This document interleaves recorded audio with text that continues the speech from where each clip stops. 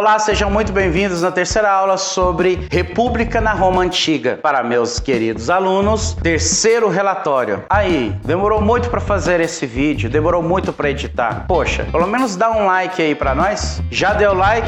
Então bora continuar.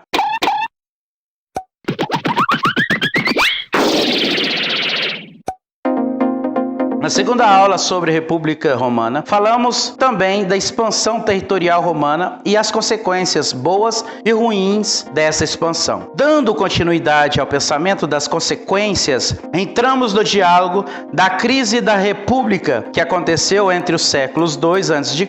e 1 a.C. Relembrando a aula anterior, a crise se deu por meio da polarização política, ou seja, radicalização política, em Roma, como também as consequências negativas da expansão territorial. Acredito que você pode estar perguntando, o que é essa polarização política? O que é essa radicalização política? Como que isso acontecia? Essa radicalização política marcou com assassinatos de líderes populares. Foi uma época conturbada onde ocorria muitos assassinatos de líderes populares, como também tentativas de golpes e conflitos entre generais. Agora, voltando para as consequências negativas da expansão de Roma, temos, como vocês sabem, que nós conversamos na aula anterior, aumento do número de grandes propriedades rurais, onde os patrícios iam engolindo todas as médias e pequenas propriedades, auxiliando então o crescimento da camada de miseráveis. Outra consequência negativa são as rebeliões de escravos e a ineficiência administrativa. Para conseguir sobreviver a essa crise, o Senado romano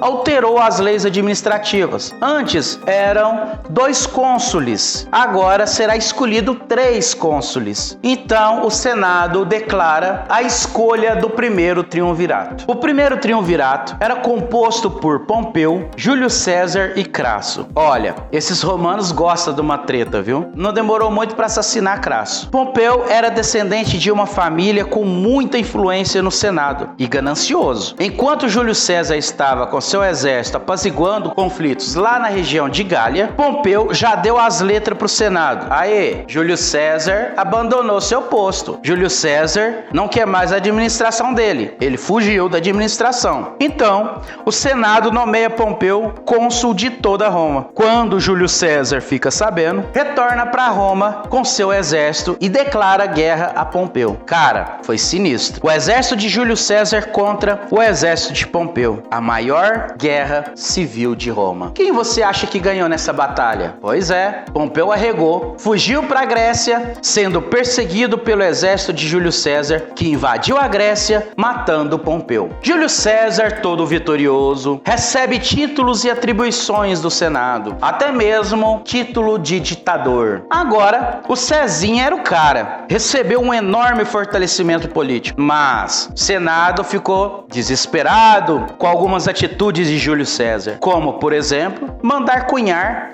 seu próprio rosto nas moedas romanas. Poxa, isso nunca tinha acontecido antes. Após receber o título de ditador, que era apenas de 6 meses, Júlio César estende para 2 anos e depois para 10 anos. Então, se autoproclamou ditador vitalício. Para alguns do Senado, Júlio César estava se comportando como se fosse um rei, como se fosse um monarca. Só de falar essa palavra rei para o Senado já era uma brutalidade. Então, 2 do Senado, Cássio e Brutus, conspiraram para matar Júlio César. Assim que mataram Júlio César, o Senado manda para toda Roma uma mensagem que tudo foi em nome da liberdade. Bom, gente, claro que não foram todos os senadores assassinos de Júlio César. Alguns apenas que conspiraram contra Júlio César. Os generais de Júlio César então procura, com auxílio do Senado, os envolvidos no assassinato de Júlio César. Começa uma grande perseguição e muitos deles foram eliminados. Bom, tá sem administrador, tá sem cônsul. Precisamos nomear 3 cônsules. Quem escolheremos? Vamos convocar então o segundo triunvirato, composto por um parente de Júlio César, um amigo de Júlio César e um general de Júlio César. Ou seja, um sobrinho de Júlio César chamado chamado Caio Otávio, um amigo pessoal de Júlio César chamado Lépido e um general de Júlio César chamado Marco Antônio. Olha, os